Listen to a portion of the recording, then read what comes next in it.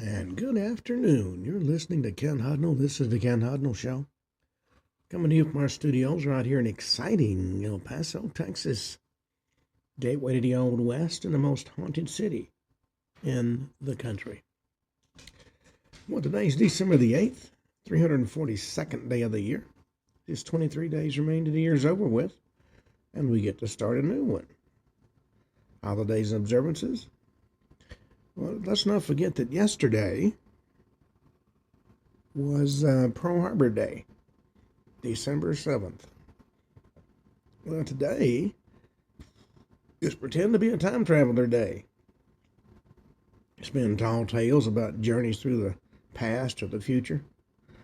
Leave folks looking at you with a confused chuckle and raised eyebrows. It's National Brownie Day, National Done Air Day, savoring succulent meat, creamy sauce, and fresh veggies wrapped in royal pita bread offers a delightful taste experience. National Blue Collar Day, Green Monday, surprise your loved ones with a thoughtful gift. Last-minute shopping can be somewhat stressful, but it's never too late to spread some holiday cheer.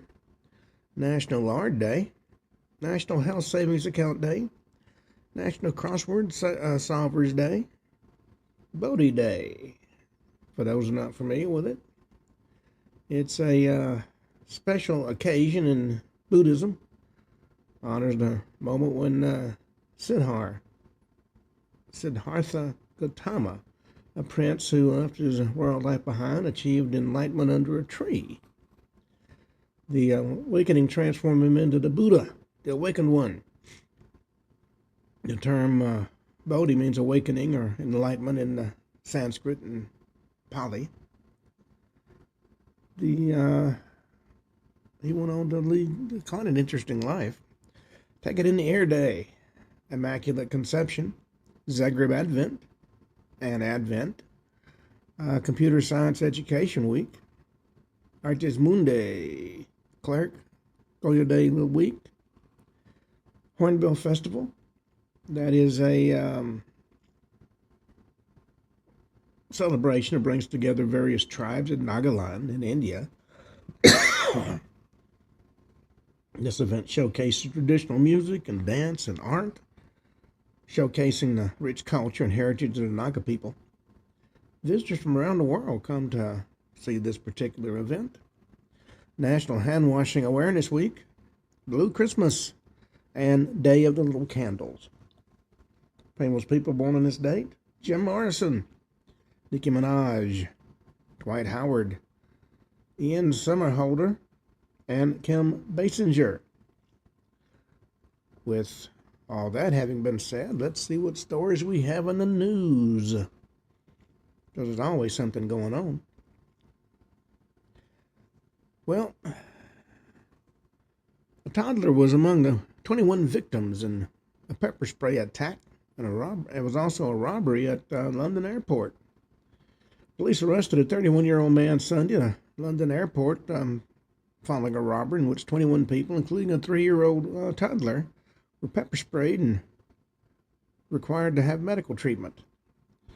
This incident happened at the Heathrow Airport's parking garage when a group of 4 men stole a woman's suitcase in an elevator and sprayed an irritant at her.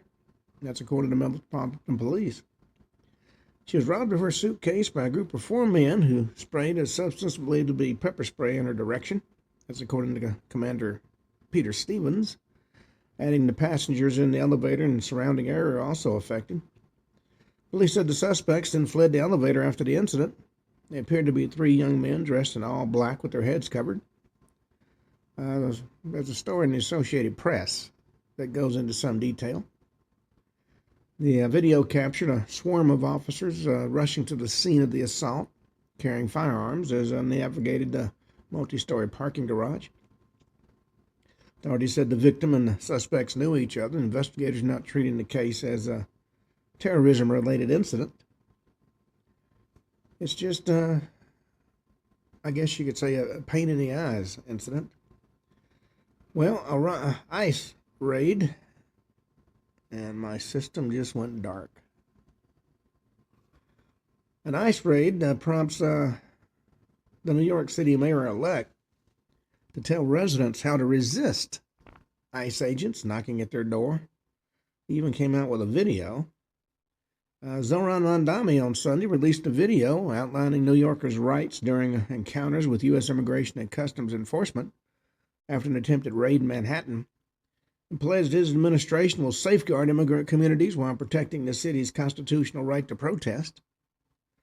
Video comes as immigration enforcement, that is, in New York faces renewed scrutiny, underscoring how Mondani plans to confront federal actions he says threaten immigrant communities and demand New Yorkers be prepared, informed, and confident in asserting their legal rights. He opened up the video by recalling an ICE raid last weekend in Manhattan that sought to detain immigrants.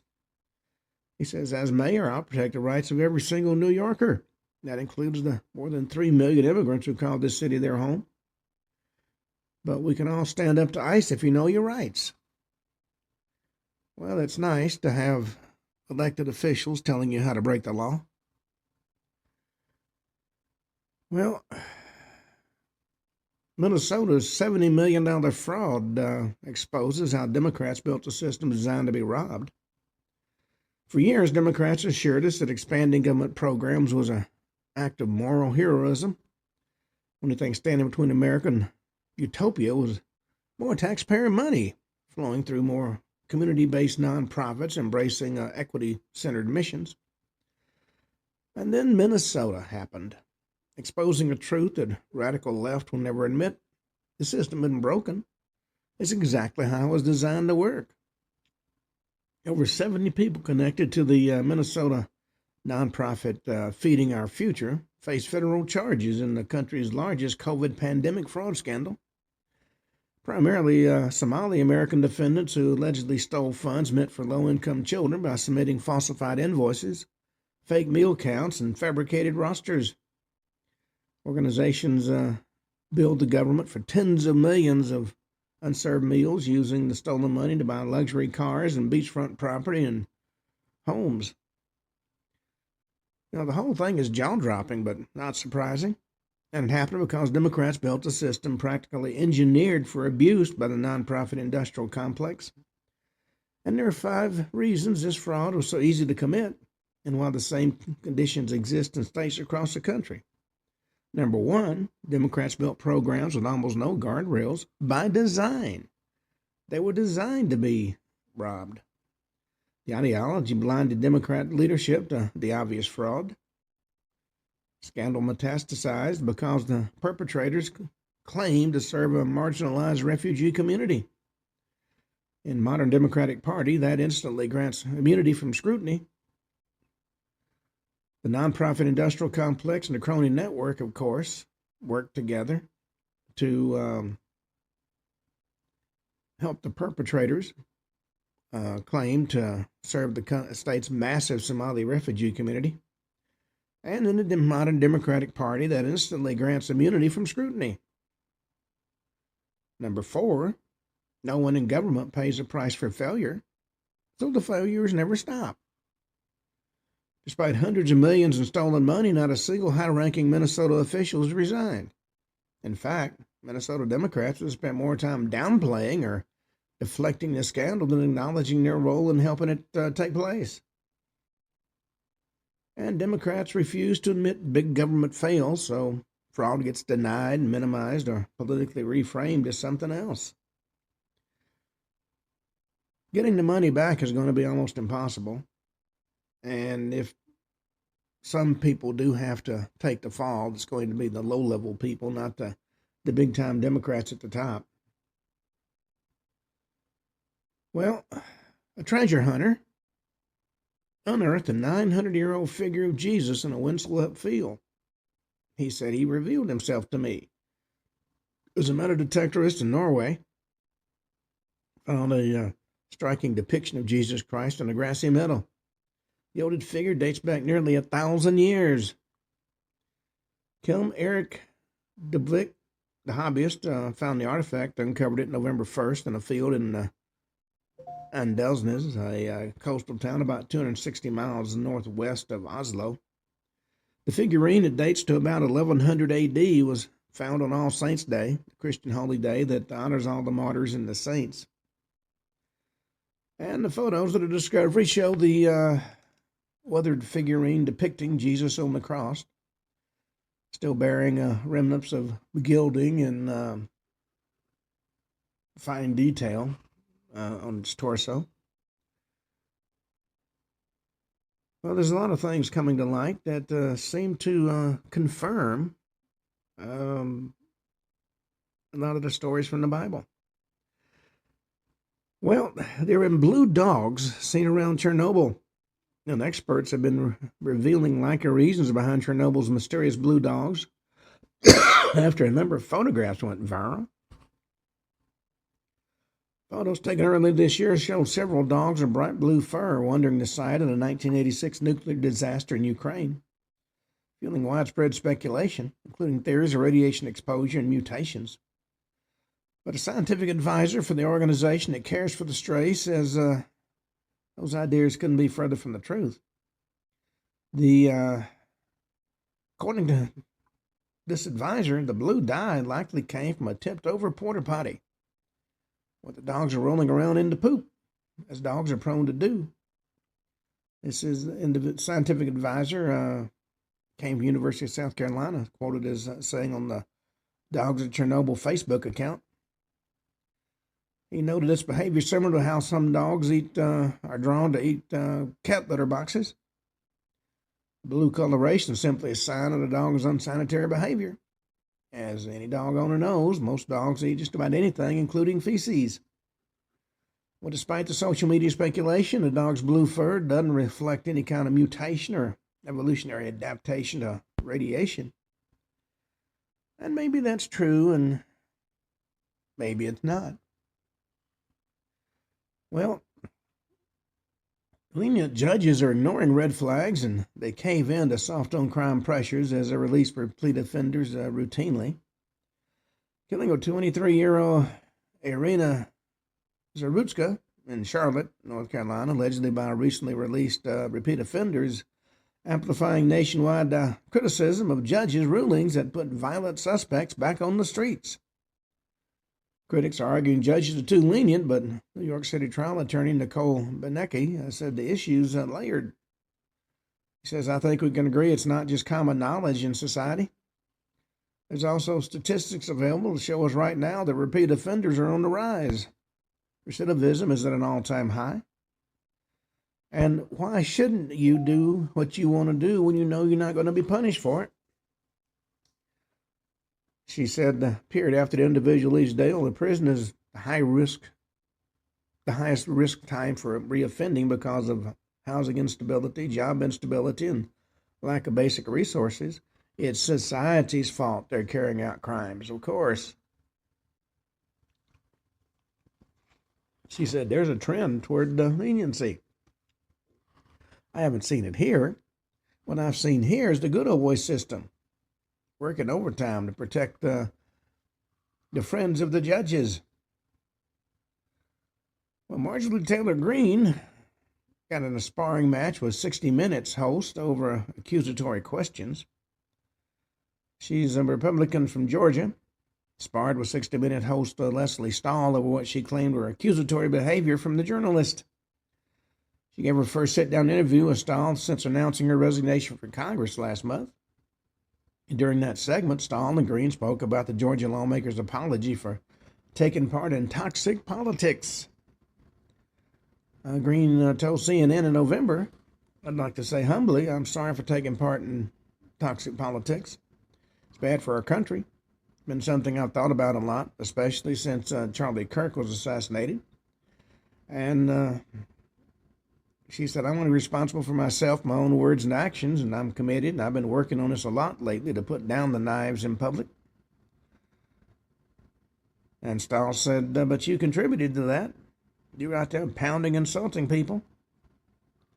And Greene pushed back, said that Stahl contributed to toxic politics herself. You're accusatory, just like you did just then. Stahl said, I know you're accusing me, but I'm smiling. Greene said, no, you're accusing me. The two went back and forth. Well, financial influencer has been tracking what he calls quiet millionaires, and they all have one strategy that they all share. J.C. Rodriguez interviews ordinary people who built seven-figure net worths without flashy investments or viral success. Has a platform called The Frugal Rich, and he joined Varney and Company to discuss how the secret behind their massive net worth isn't a lottery ticket, stock, or crypto bet, but it's one simple strategy: consistency. He calls them the quiet millionaires because you never pick them out of a crowd. They don't have fancy cars, private jets, or viral flexes. Just ordinary people who quietly cross the seven-figure mark. And Varney opened the conversation by asking whether the people featured in Rodriguez's street interviews were really millionaires, prompting Rodriguez to explain, we just started going out on the street to show young people you don't have to romanticize the wealth-building journey. It's not a question of luck. It's not about getting a great inheritance. You just keep doing the same successful thing over and over. Well, the FBI made a renewed push in D.C. pipe bombing case. Shows how fresh eyes can change a stalled investigation.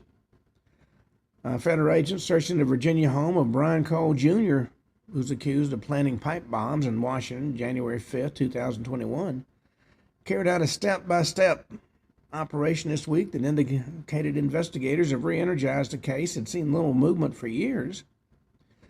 Cole, if you'll remember, was the young man described by Jake Tapper as being a white activist. He's actually a black young man arrested in Woodbridge, Virginia last week after federal investigators identified him as the suspect accused of planting the pipe bombs near the Republican National Committee and Democratic National Committee's Washington Capitol complex. His arrest marked the first major break in a case that's been dormant and ignored for years. Now, under the Biden administration, a lot of things vanished into the great black hole that is Washington, D.C. Well, Jay-Z's innocent comment to a designer sparked an infamous elevator clash with Beyonce's sister. The infamous elevator fight between Jay-Z and Solange Knowles, younger sister of his wife Beyonce, is back in the spotlight again as a fashion designer exposed the reason for this highly publicized clash.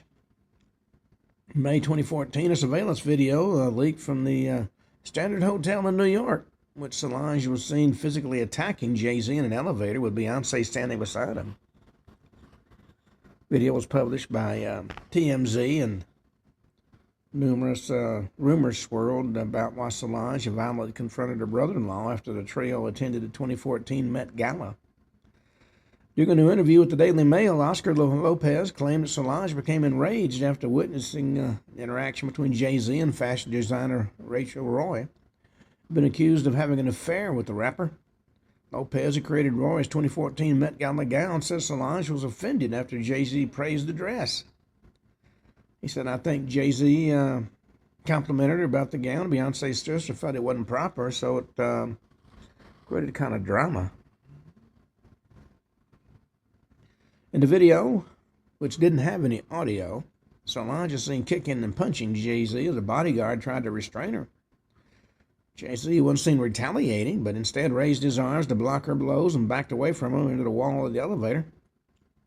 Beyonce stood still in the corner and didn't say or do anything to intervene. But within hours of the video's release, the incident made international headlines and dominated social media. And of course, according to Lopez, the coverage of the incident helped boost his business.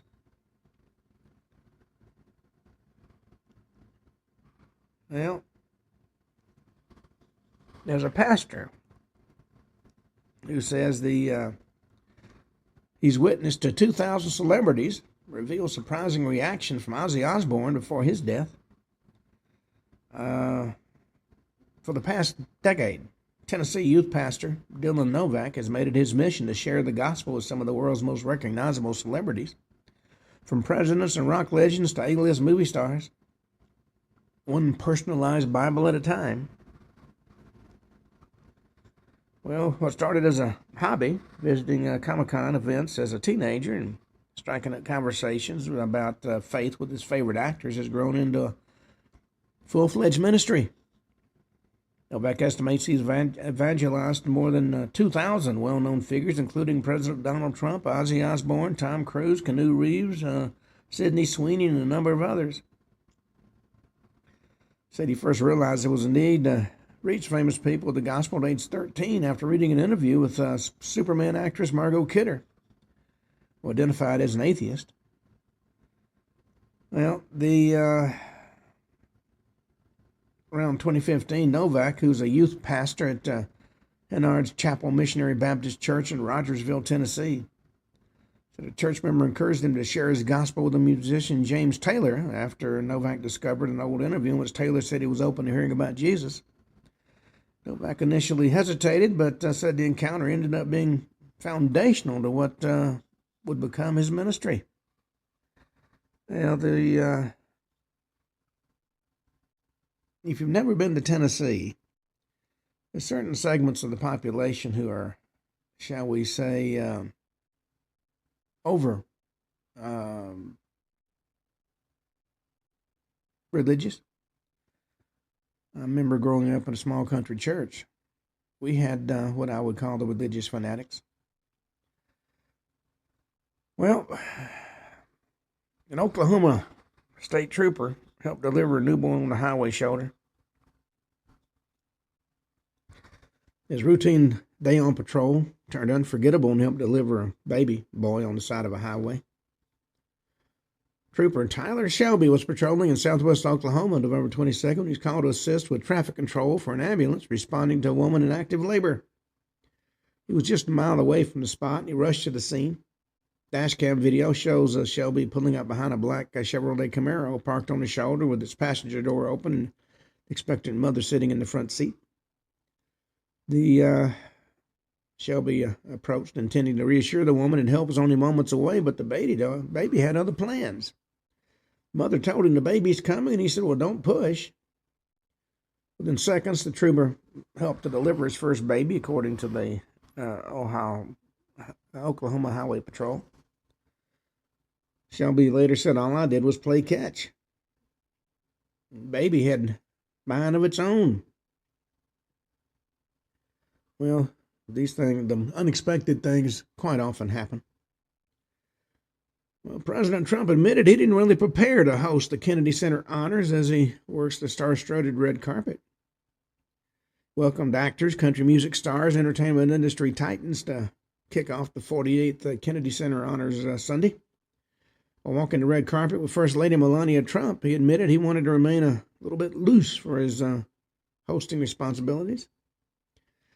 He said later, maybe I hadn't prepared when asked how he organized his speech for the gig. Maybe want to be a little bit loose. Sylvester Stallone, George Strait, and Kelsey Grammer were just a few of the Hollywood heavyweights to walk the red carpet at the Kennedy Center open house in Washington, D.C. Well, Trump continued on the red carpet and said, you know what you have to be? You have to be yourself. Well, when Fox News asked Trump how Stallone could thrive as a Hollywood ambassador, the president gushed over the Rocky actor. He said, if Sly's himself, that's all he can be. If he tries to be somebody else, it wouldn't be any good, he said. He's a great guy. He's done a fantastic job. He really deserves this honor. It's something he's wanted for years, and this is bigger than it's ever been. Well, we've got a billionaire who's moved his business to Florida, now selling his final property in Chicago at a discount. His last Chicago property listed for $12.5 million is after moving hedge fund headquarters to Miami. This is a company known as Citadel. Ken Griffin's Chicago real estate sell-off is almost complete as the billionaire's final condo in the city's gone under contract, marking the end of a sweeping divestment that followed Citadel's move to Miami.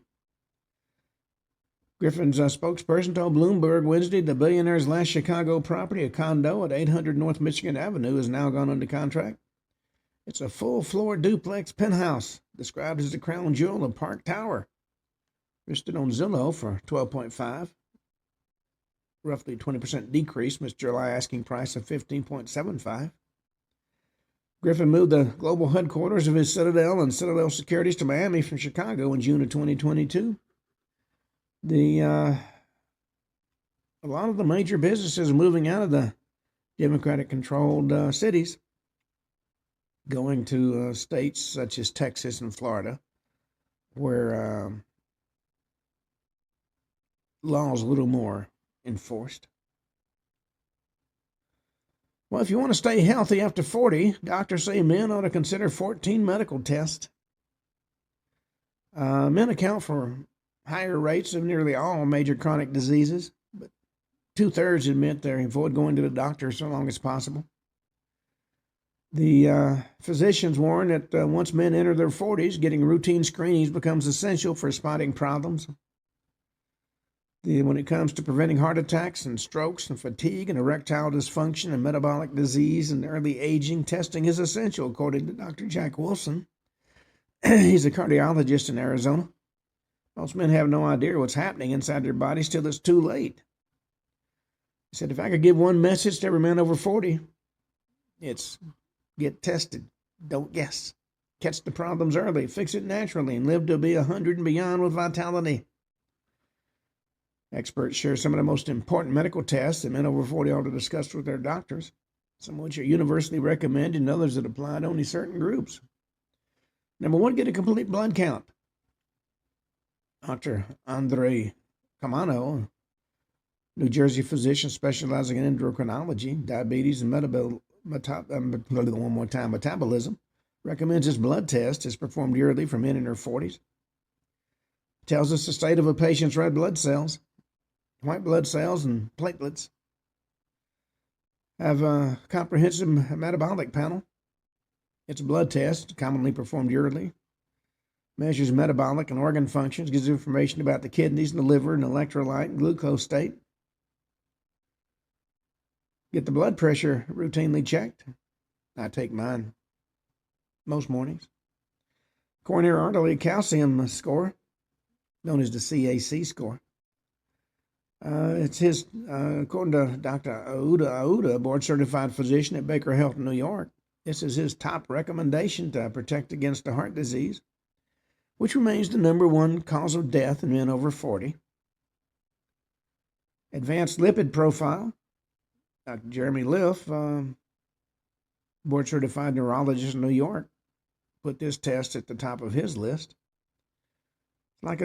Unlike a standard cholesterol panel, which only gives you HDL, the good cholesterol, and LDL, the bad cholesterol, this advanced version breaks down the specific types of LDL particles. And thyroid function. This blood test can be done yearly to evaluate how well your thyroid gland is functioning. And prostate-specific antigen. PSA blood test measures the level of prostate-specific antigen, a protein produced by both normal and cancerous cells of the prostate gland. This test, sometimes along with a digital rectal exam, is used to screen for cancer and enlargement of the prostate. And then you have insulin sensitivity test. Insulin resistance influences nearly every major organ, including the liver and the brain. And get your hormone levels checked, as well as your omega-3 index. And carotid artery ultrasound. And colon cancer screening. High sensitivity C-reaction protein. And, of course, your vitamin D levels are being called the sunshine hormone. And on that note, let's turn to our story for today. Well, on Friday, we were looking at a man by the name of Lyndon Baines Johnson. He was President Kennedy's vice president and his successor after Kennedy was assassinated. There's been a lot of discussion that perhaps Johnson may have kind of helped the process along. I read several reports by agents who were protecting President Kennedy and President Johnson in the motorcade in Dallas that right before the shots rang out, Johnson kind of scrunched down in his seat like he knew something was going to happen. Of course, nothing was ever done about any of that. In my newest book, called An American Coup, The Assassination of John F. Kennedy, goes into some detail about some of the activities of the man who dubbed himself Landslide Lyndon. But, elections cost money. A lot of money. The way the American plutocracy works, you have to either be a millionaire able to draw on the financial assistance of millionaire angels in order to have a chance of getting elected to be president. It kind of goes with the territory. And those who contribute funds for a presidential campaign or even a congressional campaign, or even one at the level of state and local elections, invariably expect something in return. That's called the payoff, don't you know? Even the best of American presidents, men like Franklin D. Roosevelt and John Kennedy, indulged in the practice of political payoffs.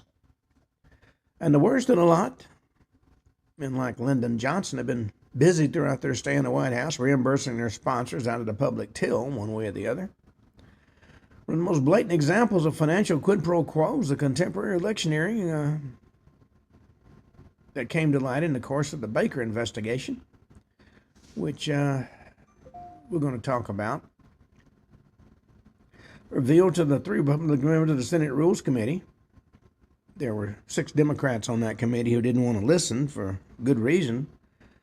That by a man named Donna Reynolds, a former business associate and pal of Bobby Baker, who eventually turned the star witness against him after the Senator Williams had put the heat on him. When Baker appeared before the committee in the last week of February 1964, one of the most significant of the more than 100 specific questions asked him was, did you get $10,000 from Fred Black for a 1960 presidential candidate's campaign contribution? Well, Bobby Baker didn't care to answer that question any more than the rest of the 100 he was asked. He just maintained a stony silence and pled the fifth. But according to Time magazine, in an article March 6, 1964, Reynolds told the committee's Republican members he was present when Black gave Baker $10,000 in cash to get our man elected and promised $90,000 more once he was elected. Reynolds said that Baker later told him the money was for Johnson's campaign. Well, Time magazine was during the Johnson administration, became practically a house organ of the LBJ Ranch, similar to activities of Newsweek, was being discreet as a news magazine can possibly be without forfeiting the first part of its title. Magazine failed to enlighten its readers on the question of for which of Lyndon Johnson's 1960 campaigns was his $100,000 contribution intended. The Johnson campaigned in 1960 for the presidency against Kennedy, who also sought and won the Democratic nomination. Then he campaigned for the vice presidency alongside of Kennedy, who had won the top spot on the ticket. The wording of the question put to Baker at the committee hearing in connection with Reynolds' identification of Johnson as recipient of his campaign distribution pretty much established beyond a shadow of a doubt that this $100,000 fund, $10,000 down and $90,000 promised, was intended to finance Johnson's battle against Kennedy for the presidential nomination at the party convention, not the joint ticket that he eventually became part of. It wasn't a campaign contribution made to the Democratic Party. It was actually made to Lyndon B. Johnson himself. And those who handed out or pledged this huge campaign fund were interested not in seeing the Kennedy-Johnson ticket win out over the Nixon Lodge ticket. Wanted to make sure at the earliest stage of the contest that their man would get the presidential nomination over the front-runner, John Kennedy. So you have to ask yourself, who are these well-heeled wire pullers working behind the scene? Well, first off, we had Fred Black, professional lobbyist. He was the first and foremost the Washington representative of North American Aviation, a huge aerospace concern which in the Johnson era was able to wrangle the largest slice of the U.S. government's fantastically costly and industry immensely profitable lunar exploration program. So there can be very little doubt that most, if not all, of that $100,000 that was to pass through Bobby Baker's hands on its way to Lyndon Johnson's pockets came from the North American Aviation and was designed to pave the golden way for a presidential candidate who, once elected, could be relied on to favor this corporate giant, along with its countless affiliates and subcontractors over competitive firms. Well, in this regard, there's some quotes that are in order from an article entitled Miller Taunts Johnson on Baker, which appeared in the February 13, 1964 issue of Newsday. Headline is, Washington Republican National Chairman William Miller raked President Johnson over the still flaming coals of the Bobby Baker case yesterday and called for a Teapot Dome type investigation. How many times did North American Aviation, a big defense contractor, advertise over the LBJ TV station in Austin, Texas? That was a question Miller asked a National Press Club luncheon audience without further explaining or answering his own question. He said further there was only one of the many questions about the Baker case and needed checking. Johnson, he added just a bit cryptically, has done very well since he came to Washington with one suit. And amid laughter from the audience, he added, without spelling it out, that the war on poverty began long before Johnson stated the Union message. In fact, Lyndon Johnson's war on poverty, his own, to be specific, began the day he hit Washington in the wake of his rancher friend Richard Kleberg late in 1932. It was the only war on poverty he's ever pursued with vigor and success, and one of his means toward this end was building fruitful business and political relationships with big corporations such as North American Aviation.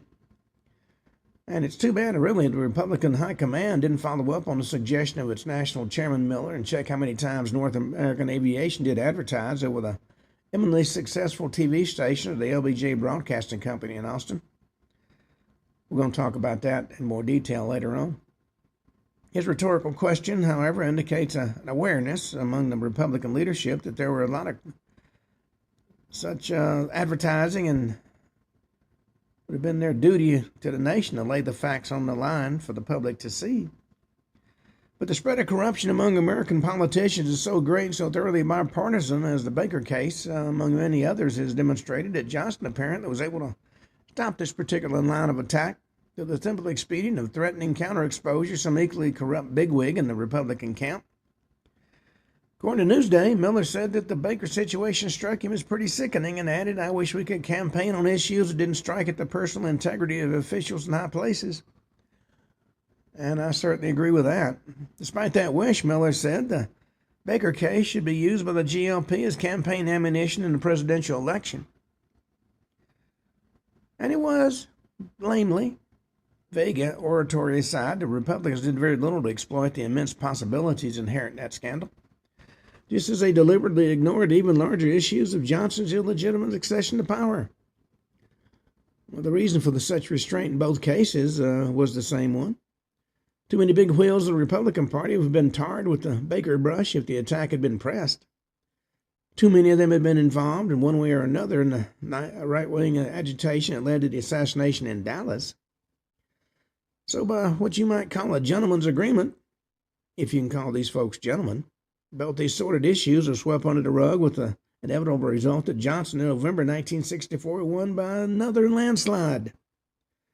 And the American people really learned the truth about the Baker scandal, and even more importantly about the Oswald hoax, that certainly did not return Johnson to the White House, even at the risk of putting a Goldwater in his place. So that's how American politics are conducted in our day. People have the choice only between the greater and the lesser evil, and it's often hard enough to see the difference. Well, in the light of these disclosures concerning the ties between Lyndon Johnson and North American Aviation, the fact that Bobby Baker's own business venture, Serviu, had been an equally happy business relationship with that industrial giant, assumes somewhat, you might call it, special significance.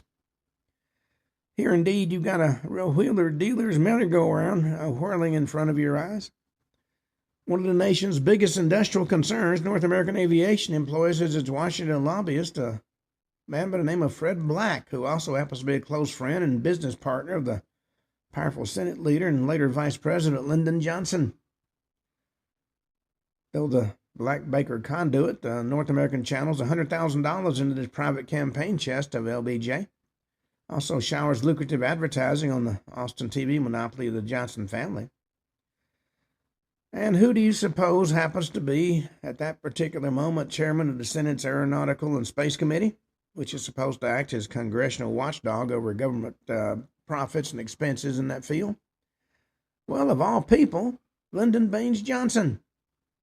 And to round out the picture, Bobby Baker, right after his man had been elected, starts from scratch a vending machine business and promptly finds a first-class customer, North American Aviation, which, according to the New York Times of April 22nd, 1964, did an annual gross business worth an estimated $3 million to Bobby Baker's Fairview Corporation. And coincidentally, North American Aviation snatches the biggest slice of America's multi-million-dollar aerospace program. Well, in the early afternoon of November 22nd, 1963, a mechanic in the West Texas oil town of Odessa, when he heard the news about the assassination of President Kennedy, paused and made the remark to his friends, "That means Lyndon Johnson's president. He's stolen half of Texas. I guess now they steal half of the U.S." That came from J. Everett Haley's book, A Texan Looks at Lyndon. That book is quite revealing in some of the things it brought to light about the man who became president in place of John Kennedy. In the New York Times of August 13, 1964, in the international edition, columnist James Reston took a critical look at Johnson's money underground issue. And he wrote that President Ms. Johnson, according to published reports, seemed to be getting richer and richer. In May, U.S. News and World Report estimated her net holdings at over $7 million, which for 1963 was quite a fortune. In June, the Washington Star made it $9 million, and this week's Life magazine put it at about $14 million. Well, this fortune, whatever its size might be, is gradually becoming an underground issue in an election campaign. Each article implies it was amassed partly as a result of Mr. Johnson's political influence, and the White House answer to all queries is merely that the president's put everything in an irrevocable trust and has no control over it whatsoever. Referring to Johnson's opponent, Senator Barry Goldwater, who just released an accounting of his family's holdings, such a net worth of about $1.7 million, Mr. Western went on to say, pending a similar disclosure by the Johnsons, newspapers and magazines are within their rights to try to find out what they can about a man who has been on the public payroll for 33 years and how he could build a fortune worthy of a king. Later on in his article, Mr. Rustin discussed the question why the public was curious about Johnson's personal fortune was entitled to some explanation. He said the budget of the federal government now totals almost $100 billion, about half of which is for defense. The allocation of defense contracts is now often determines whether major cities and even regions of the nation prosper economically or decline. And the fight for these contracts has produced wholly new temptations and possible conflicts of interest for both executive and legislative employees. And throughout this last year, the Senate's been engaged in a savage controversy over charges of influence peddling on the part of Robert Baker, the former secretary of the Democratic majority in the Senate.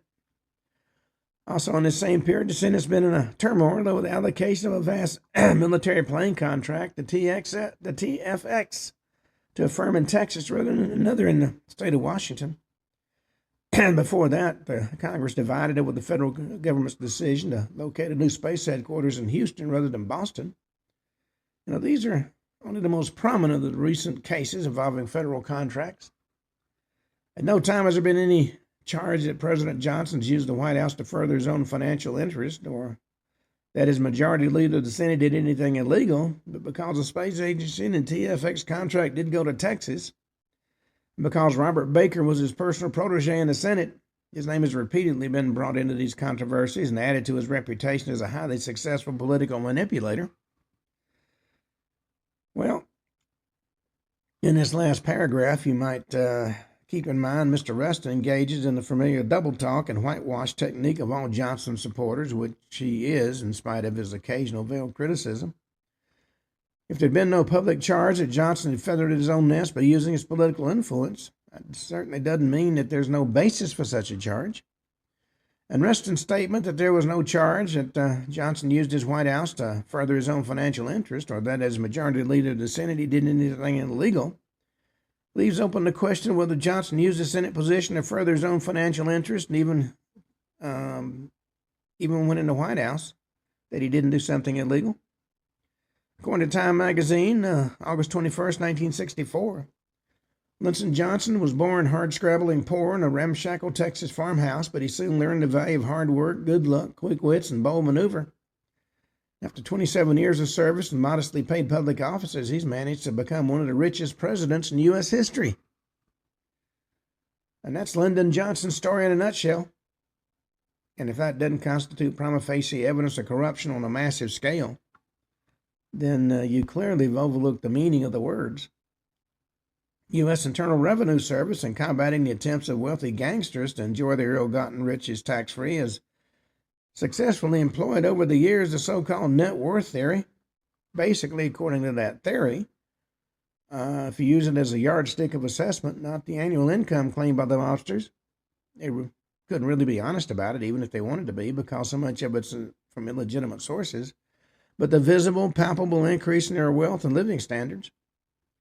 And discarding the mobster's income tax declaration as worthless, the sleuths of the Internal Revenue Service applied themselves instead to finding out, among other things, how much real estate this person owns, how many automobiles, of what model and year of make he has, and how many servants and mistresses he keeps, how much money he's recently gambled away, and how much he spends on high living. Then working back from these expenditures and assets, which can be verified with comparative ease, investigators conclude in most cases how much that particular gangster must have really earned in a given period. And that discrepancy between that figure and the one given by the man himself is, in his income tax declaration, is usually so big that it leads to prosecution for income tax evasion, bringing with it a heavy jail sentence. Unfortunately, the IRS's net worth theory is seldom, if ever, applied to successful politicians, but it does serve as a perfect yardstick for measuring the integrity of these people. And to be sure, Johnson and his faithful keep pointing out that all that money didn't really belong to the president. It is as pure as Caesar's wife, that is perfectly legitimate income earned by Lady Bird and her two daughters, mostly through their television stations. But you'd have to be naive to accept these explanations at face value. I mean, any affluent mobster who told a judge he never made him a penny, but that the missus and the kids were the real business geniuses would get the book thrown at him.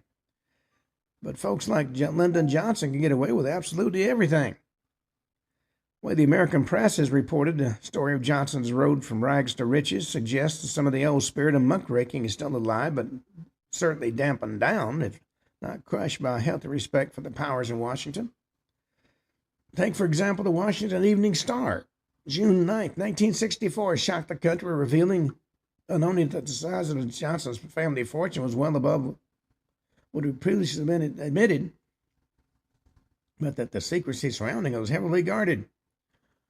After stating that Johnson's holdings in radio stations, land and banks and stocks were calculated at roughly $9 million, the paper noted this huge fortune was amassed almost entirely while Mr. Johnson was in public office, mainly since he entered the Senate and began his rise to national power in 1948. Recalling, according to the common version of the story told by Lyndon himself, that this fortune was mainly the result of Miss Johnson's business acumen and energy, the Star said Miss Johnson doubtless has made impressive contributions, but there's a lot of evidence Mr. Johnson himself has participated vigorously in the family business ventures. Several Texans who dealt with Johnson prior to the November election say they always dealt with Mr. Johnson, never with his wife. And that, of course, is the crux of the matter. The legalistic fiction, strictly adhered to by authorized biographers, White House spokesman, and assorted press agents, was presented by the Star in certain terms. They said Mr. Johnson, should be noted, owns no stock in the company, which has a title to most of the Johnson property, provided a family with such amenities as the limousines, an airplane, a cabin cruiser, and the LBJ Ranch itself. Majority of the family stock, 84.45%, is owned by Ms. Johnson and her daughters. On November 29th of last year, a week after Mr. Johnson entered the White House, the family relinquished control of the company by putting it in the stock in trust. And the trust agreement stipulates that neither the president nor his wife shall receive any information on how the family property is administered. And since then, according to Washington Attorney Abe Fortas, an old friend and personal legal advisor to the president, Mr. Johnson hadn't engaged in or discussed any family business. But in gathering material for the article, according to the Star, they had gotten allegations to the contrary. Fully conscious that the origins and development of his unconscionable wealth could give rise to adverse comment, Johnson's taken great care to dissuade any and all of his business contacts from talking to the press. According to the Washington Star, reliable businessmen knowledgeable about the Johnson wealth and how it was acquired generally are most reluctant to talk about it. And those who usually extract an oath that their names never will be mentioned. That's the way authentic gangsters keep the world from knowing how rich they are and how they got that way. Anybody they deal with must give a solemn pledge to keep their mouth shut, or else. America's cemeteries are full of prematurely deceased people who talk too much about where Lucky Luciano and Frank Costello and Alberto Anastasia and Vito Genovese and Thomas Lucchese and others of their ilk got their money. But for a president of the United States to put such pressure on his former business associates, they feel compelled to extract oaths of anonymity from inquiring newsmen. Surely it was something unheard of until landslide Lyndon came along. Well, the Washington Star went on to illustrate that pressure with this most comical episode. It said some 30 minutes of conversation with a reporter in Austin, oil man abruptly halted the interview. Refused to continue till he'd verified the reporter's identity by calling Washington and getting a physical description of him from an editor. Obviously, the story of how Lyndon Johnson became the richest president in the history of the U.S. is top secret. Anybody who wants to have a peep at it has to first get clearance from Washington. And the Star, parenthetically, thought there'd been wealthier occupants of the White House than Johnson. They said about former presidents, one estimate is that they would take $20 million in today's prices to buy the land George Washington owned, but he was frequently short of cash. Kennedy is reported to have left $10 million when he died, and Herbert Hoover said to be worth much more than that. It's well known that Mr. Hoover had about $6 million as far back as 1914. Well, in the first place, though, none of those presidents started out from what was described as hard-scrambling poor, as Johnson did. As a matter of fact, they were all multimillionaires before they got into politics. And secondly, Johnson, according to the life estimate, which by far is the most detailed and well-documented, is worth at least $14 million, not $9 million, as the Star put it. Thus, he is without question the wealthiest president to ever sit in the White House. One of the most illuminating exposés of Johnson's road to fortune was published in May of 1964 in a series of articles written by Thomas Collins in the Newsday Washington Bureau. Newsday at that time was still something of a fighting liberal and hard-hitting newspaper. It's now under the editorial supervision of Johnson's ex-aide Bill Moyers, just more and more bubble in an ocean of consensus papers. Well, according to the Collins article, time after time in recent weeks, President Johnson, with scarcely veiled exasperation, has publicly declared his total divorcement from the flourishing radio and television station that's in his wife's name, and unfortunately for him, also in the files of the Federal Communications Commission, which has to regulate it. It's a problem. Well, it's not going to disappear, not merely because it's a political season, but also because the facts that were of little interest to the political career of a representative, a senator, and a vice president are properly of public concern to the career of a president. After an exhaustive investigation into Austin and Washington, one fact becomes clear. The president's disclaimer may be letter of the law correct, but in ordinary English, the president and television station company are almost as connected as the corner grocer and his grocery store. And that is indeed the case, is amply demonstrated by each and all of the various sources that the article cited as evidence. Johnson's divorcement from his business interests has always been no more than a lawyer's gimmick, which is designed primarily to hide the fact that a government-regulated enterprise has been, thanks to a long string of favors from the regulating agency, a source of immense profits to a top government official. Such a state of affairs is, no matter how lawyers dress it up, blatant corruption. And with President Johnson at a press conference on April 16, 1964, was pointedly asked by a bold reporter about the ethics of a federal official being connected with a government-regulated business, he replied in typical Johnson style, which is, as a rule, a mixture of double talk and outright lying. He said, "I don't have any interest in government-regulated industries of any kind and never have. I own no stock. I own a little ranch land, something in excess of 2,000 acres. That's a little ranch land. Ms. Johnson inherited some property, invested that property in the profession of her choice, and worked at it with pleasure and satisfaction until I forced her to leave it when I assumed the presidency. I don't see any conflict in that. Well, the time-honored dodge Johnson employed when he made up his mind he's going to be both a senator or better and a millionaire was to set up in 1947 a family concern named the Texas Broadcasting Corporation. And he gave control of that company with 52% of the shares to his wife and 16.5% to each of his daughters for a total of 85% held directly by the family. Remaining stock has dwindled since then to 11%, and the family's shares increased correspondingly. Is owned by company officials of long standing, all of whom have pledged to sell it back to the company if they want to dispose of their holdings. Well, while the cornerstone of the Texas Broadcasting Corporation has been the immensely successful radio station KDBC in Austin, whose operations will be described in future shows, its broadly phrased charters also allowed it to engage in land ventures, ranching operations, oil exploration, banking, and all other kinds of business enterprises. Subsequently, the name of the Texas Broadcasting Corporation was changed to that of LBJ Company, but after Johnson became president, the company went back to its old name. And the first of these two changes of name occurred at a time when Johnson, as senator, gave free rein to his vanity and put his LBJ stamp on everything he owned or acquired from his ranch near Johnson City. It was incidentally was not named after his family, though Johnson has made that claim to his shirts and necktie folks. The second, of course, was prompted by the overriding desire for concealment, which overcame Johnson after he at last fulfilled his life's great ambition and became president of the United States. A few days after moving into the White House, Ms. Johnson ostensibly divested herself of company control, which she's exercised for years from her second-floor office in Johnson's $200,000 home in the Spring Valley section of Washington. To do this, she filed an application with the FCC to turn over her 313 shares to two trustees, A.W. Morrison and J.W. Bullion, both of Johnson City, Texas. At the time, the two men also held 184 shares in trust for the Johnson daughters, Linda Bird and Lucy Baines. A.W. Morrison, general counsel of the Citizen State Bank of Johnson City and real estate dealer, is an old crony of LBJ, played a leading part in screening the first family's wealth from the public, continuing business operations out of public view. According to Life magazine, Morrison has a direct telephone link to the White House, and this fact alone disposes of the fiction that Johnson exercises no control over their business interests while the head of the family resides in the White House. Well, on that note, we come to the end of today's show. We're going to talk more about some of this double dealing in tomorrow's show.